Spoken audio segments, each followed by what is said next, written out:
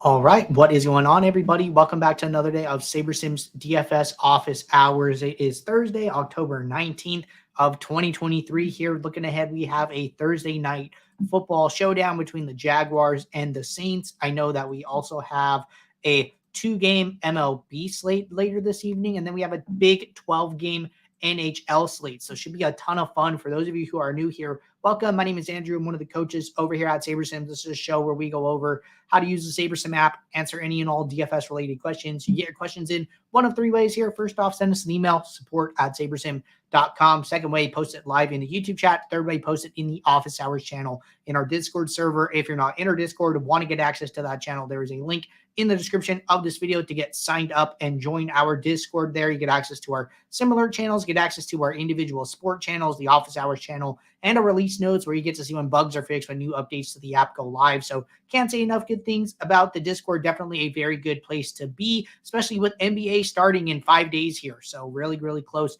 to NBA starting. Going to have another sport on your plate. If you guys aren't signed up with SaberSim, make sure you take advantage of our 5-day free trial probably at the end of this week, right? So you can get access to the weekend sports, to NBA at the start of the season, and check us out, see what we're all about. We have some huge updates in the work here. More information to come on that very, very soon. But before we get started, as always, want to remind you guys, with NFL returning, make sure to sign up for our weekly Max Challenge. It is a giveaway that we do during the NFL season where you can get access to weekly prizes, season-long prizes. We've had one person win a mini max and take home a championship belt already. All you got to do, use the SaberSim logo as your avatar on DraftKings, fill out our short form, and then max enter one of the Sunday main slate contests on DraftKings, one of the DraftKings mini max contests on the main slate, excuse me there. But that's all you need to do. So the page to sign up, this page that we're looking at, is in the description of this video. Get in on the action there. But with that said, going to get SaberSim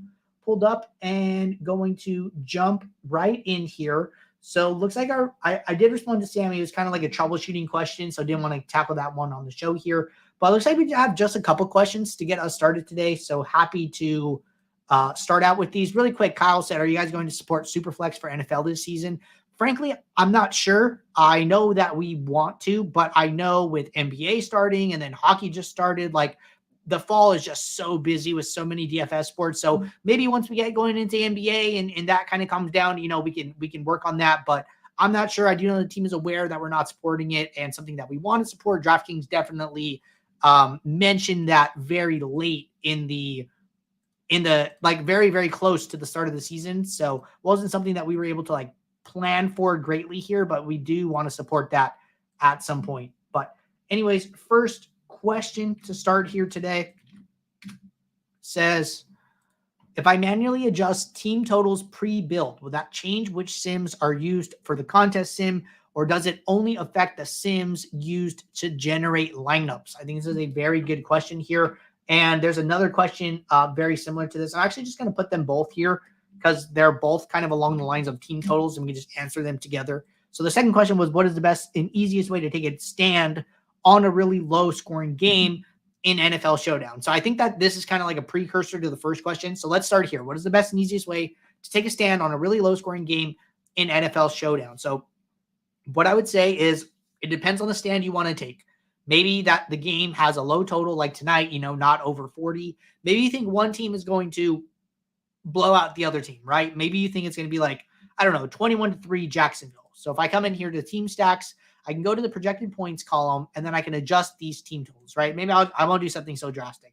Maybe I'll say, you know, on average, I think it's going to be like 21-14. So I'm sorry, 14 for New Orleans and then 21 for Jacksonville. I think I'm having a little bit of an issue with my SaberSim at the moment, so I'm not going to do it here. But let's say that you make those adjustments here, right? So what we're going to do is when you change the game totals, we are going to basically discard sims until the new mean team totals are what you have set. So if I set Jacksonville to 21 and New Orleans to 14, we are going to go and get rid of New Orleans' highest game totals in the sim. So if there are sims where New Orleans scores really high, we're going to start getting rid of those. And until the new team total moves down moves down, moves down, moves down, and gets all the way to 14. What you're doing is you're basically filtering the simulation database.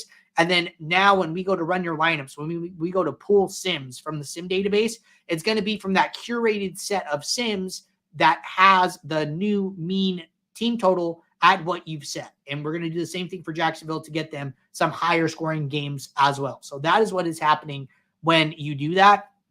The game scripts are going to be different for these type of games, right? If you are setting it to where Jacksonville is winning by a lot, well, hey, those game scripts are going to be different, right? They're going to play out differently. So if you think it's going to be like a run heavy game script, well, hey, setting that to Jacksonville kind of dominating might get ETN more rushes, might have less pass attempts for Trevor Lawrence, and so less catches for some of the receivers. So understand like the type of game scripts. You can make the adjustment, and then you can look at the projections like, okay, hey, what are the projections saying is happening in this curated set of sims that I'm using? Are the wide receiver points going down on average? Are the running back points going up on average? And you can look at those things and then make some conclusions from there. So that is what I would suggest doing, is seeing if the projection adjustments that are coming from the sim total adjustments are passing the eye test for you. And then getting back to our first question, if I manually adjust the team totals pre-build, will that change which sims are used for the contest sims? So my understanding is that the answer to your question is yes. So basically what happens is that when you adjust the team totals, you are affecting the projections as well here. So like the projections are going to be updated, but because those team totals are updated, that's also going to have an effect on which sims are used. But I can double check that. So like adjust team totals affect contest sim. And I'll double check, but I'm almost positive it has the same exact effect there. But really good question. Question from Noah: does optimal sims for MLB a playoff 2-game slate only use starters, or do they throw in low price relievers? On that note, it's better to have heavy stacks for playoff 2-game slates, as in 5-3, 5-2-1, since you have to play from multiple teams. Okay, so let's just jump over to baseball. And whenever I see a question like, hey, what's a better stack type, or, what do you think about this or that? What I like to do is to just run a build. And I'm only going to run 500 lineups here, and then see what the highest stack exposures are. What stacks are we getting most often in our pool? And that can kind of give some general guidelines as to like, hey, on average, these type of stacks are working better. So one thing that I've noticed anecdotally, like in the past here, is that the less games on the slate and the closer you move to needing an optimal, sometimes the less big stacks you get. But let's see if that's true here. And it looks like it's not. So in this build that we ran, we have 75% 5-2s and 5-3s. So that really, should answer your question. Like, hey, is it better to have big stacks on a playoff 2-game slate? And it looks like it is, right? So that would tell me that, hey, you're probably still not going to need an optimal lineup to win, even on this 2-game slate. So since you're not going to need that, you should just really try and take advantage of, if one team has a high upside outcome, get a lot of shares of that team, and then see if you can get the correct, stack construction, or you just give yourself a lot of shots to getting the players right with these big stacks. So when the team goes off, you have a lot of shares of it, and you can get the right type of construction. So it looks like 5-2s and 5-3s are the most popular here. And then there was another question, is the sims using starters, or do they throw in low price relievers? So it looks like, even in this top lineup, we're getting a reliever here. I would say that, you probably don't need relievers even in a 2-game slate. I think it's like probably pretty risky here, but I mean, wow, like just looking at the pitchers here, we're seeing, Andrew Heaney at 10 points. Something that I like to look at is like the pitches expected here. So like, how many pitches are we expecting these guys to throw, right? And we're expecting like 59 to no more than 77 here. The projections for these guys is 7.97 to 10.3 for the starters. And then we have some relievers coming in. if you don't want them, just set a player pool filter, right? Come in here, set a filter, say, hey, show players with my projection greater than, it looked like 5 was a good number here. And then you get rid of all those guys. And then now you're only sticking with the starters, right? If you're okay with some of these other guys, right? I think it gets really interesting with like somebody who's showing up in your pool a lot, like Aroldis Chapman. Maybe I let Chapman in there, right? Maybe I make him the cutoff, and then that would get you very different. We're even expecting some ownership for him in the slate, and you also get some salary relief, right? So you could make these like very player by player adjustments here as to how you want to handle it. You don't even need to set a filter, right? If you don't want to set a filter, you just uncheck everybody and then just check back in the pitchers that you want. So just a couple clicks here, let these 5 players in. So maybe I'm okay with Chapman, but I would say, look at it and see what makes sense to you. And if you don't want to risk Chapman not pitching, then hey, take him out and be okay with that, right? But there are also other tools here at your disposal, something that I talked about in my MLB Showdown video here. So if you go to the YouTube channel, you go to this Crush MLB Playoffs DFS MLB Showdown strategy for 2023. Talked a lot about, using a website like RotoWire, which is a free website. You can see their bullpen usage and see who's pitched. So like, has Chapman pitched? Is Chapman due to pitch? And you could take that into account when making those decisions, right? So a couple of resources for you there. I think that's a great video for MLB short slate and showdown strategy in general here. Follow-up was, how important are mini uniques for playoff 2-game MLB slates? I would say that, come in here and then see how many you can get, right? So say I'm building 20 lineups and I have 500 here. Well, hey, when I scroll down to the last lineup in my set of 20, can I get to 5 mini uniques, which I can't, right? So there are 1, 2, 3, 4, 5, 6, 7, 8, 9, 10 players, and I got an error message, right? So hey, can I get to 4? And it looks like 4 is okay, right? I can get to 4 players here, but in general, on like a big slate, I could probably get to like 6, 7, right? So definitely going to shift the dynamics, but I don't think mini uniques become less important. I just think you should be comfortable with getting to a lower number on average, just because there are less players in the player pool. But I would definitely still use it and try to work it into my process. Cameron said, hey, Andrew, how many mini uniques would you use for a 25 max entry contest versus a 150 max entry contest? Great question. So the way I like to think about it is the less lineups you're playing, the more mini uniques you should be using.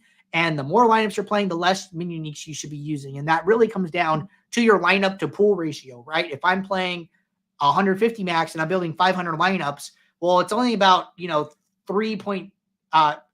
little over three lineups in my pool versus lineups I'm playing. So it's like a 3-to-1 ratio. When I'm doing 25 lineups and I have 500, well, now it's like a 20-to-1 pool to lineup ratio. So as the pool to lineup ratio gets bigger, then you just have the ability to use more mini uniques. So like here, I can only get to 4 mini uniques playing 20 lineups. Maybe I'm playing a 3 max, right? And I'm only playing 3 lineups here. Well, hey, now I can get to 6 mini uniques. I can get to 7 mini uniques without running into an error, right? So I would say that, less lineups, more mini uniques, more lineups, less mini uniques, and the math just kind of works out that way. But I would generally try to follow that process. The less lineups, kind of the less correlated you want to be, just because if, you have Andrew Heaney in all 3 lineups and he has a bad day, well, hey, you're kind of sunk. That's kind of chalk it up to let's play again tomorrow, right? But the less correlation these lineups have, well, hey, if one guy does bad in one lineup, you still have your other 2 lineups generally pretty still alive in general there. So another way to think about it. Noah said, for NHL, with such a large slate, do you think condensing teams down is a good idea or spreading it out? I feel like the first team versus 20th team on a sim build won't have the same stacks in NHL. So this is a great opportunity for me to plug this here. So Scott and I just got finished recording a NHL contest review video. So if you guys have been keeping up with the videos that Max and I have been doing, we've been doing our weekly NFL reviews. We got some content requests like, hey, can you guys do one for NHL? So we went ahead and did that. We recorded this morning. I actually posted it like right before this show got started. So possibly after the show, later this afternoon, check this video out. It's about 30 minutes. We used Contest Flashback to review the contest from Tuesday's main slate. Here was an 8-game main slate. We were able to get some good insights into top lineups in small field contests, top lineups in large field contests, how players who are maxing these contests out are playing. So I had a ton of fun recording this video with Scott. I would definitely check it out later today or even after this show, but was a fun video to record. So watch this. You're going to get some really good insights into some of the questions that you have around NHL strategy there. All right, jumping back to the Discord here. This is our last question at the moment from SunFam. Question says, Andrew, can you go over how, when doing NHL stacks, not to get two defensive players from the same team in a lineup? For example, I set a rule to not have more than one defensive player from the same team in addition to some stacks in groups and did not get any lineups to generate. I removed the defensive player rule and the lineups generated like normal. Okay, so yeah, let's go over and let's see if we can do this. So let's go to NHL. Let's go to today, big 12-game main slate. Should be fun. And let's jump into our lineup rules. So generally here, what I would expect is to be able to use a group rule, automatic, that says use no more than one. Group by team here is the key. And then you just use defenseman. And then we're going to save this rule.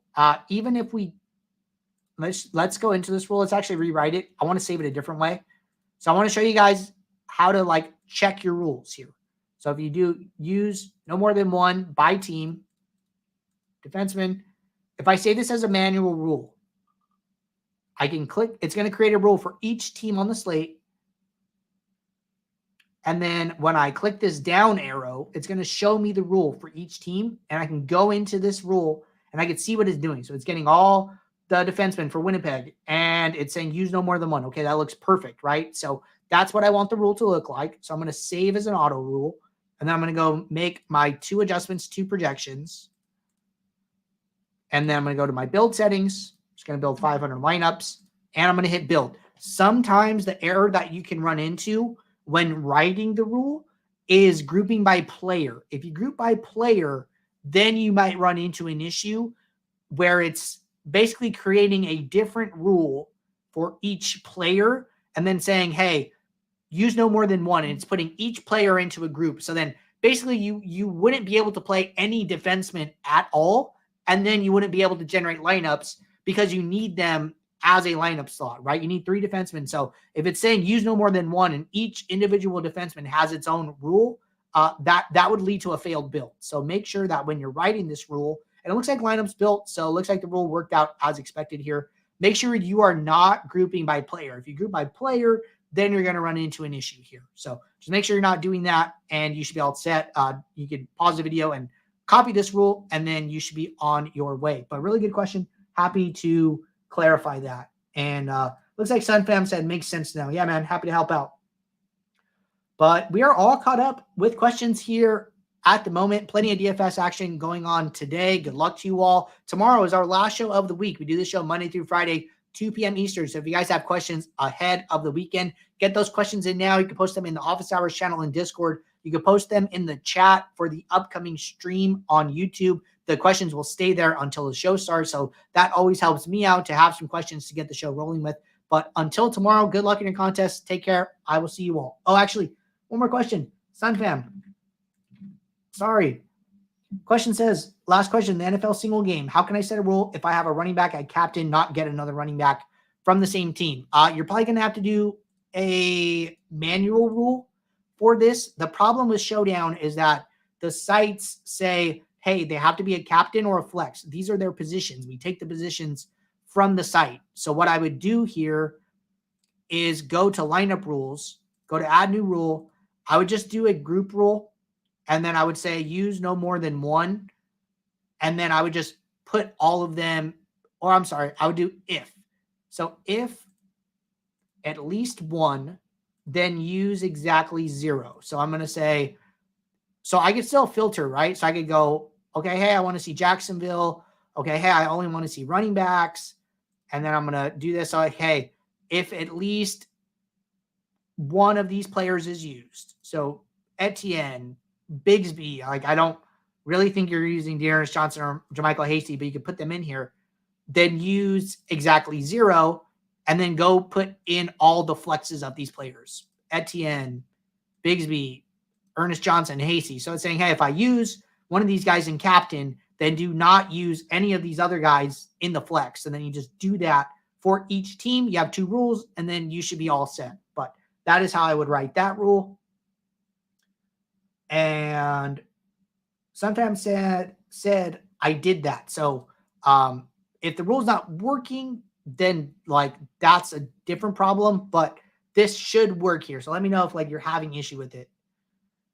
And then jump in here. Noah said, does mini uniques on NHL affect stacks as much on a big slate, or does it just change the different stacks? As in, would you see less 3-man stacks with more mini uniques? Okay, so it looks like Sunfam is good here. So awesome there. Going to jump back to NHL.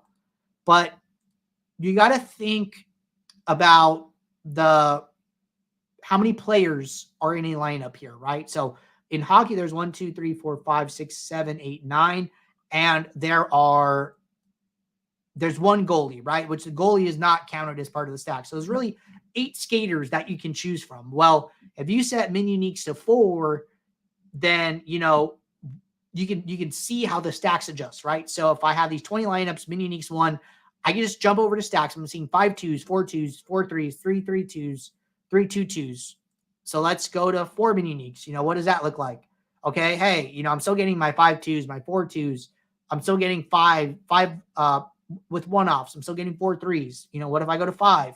How does this change, right? Okay, hey, we're at 5 min uniques. All of the 5 stacks move down. There's just less available 5 stacks at 5 min uniques. So my 5 2s went down. My naked 5 stacks went down. So you can adjust the min uniques and then see how it affects the stacks that you're getting. And then you can also see how far down in your pool you're going. So, hey, I'm only at lineup 92. Generally, as far as, how far down we're going in our pool using our like pool to lineup ratio, we're still pretty high. We're still in the top 20% of lineups, but we've changed the top stack types that SaberSim was originally showing us, right? So watch how those dynamics change when you use the min uniques and see if you're comfortable with them, right? They're still high up in the pool, but we're moving further away from those stacks that we were seeing at the beginning. So be a little bit careful with that and just make a conscious decision whether or not you're okay with seeing that. But in the review video that Scott and I saw today, we saw some interesting things with a lot of different stack types being used in some of the top sim ROI lineups. So I thought that was really interesting. So maybe you can, pair that discussion with some of this testing here and then come to a decision about what you want to do. But happy to answer those last questions for you guys. Until tomorrow, I will see you all. Take care. Good luck. Bye.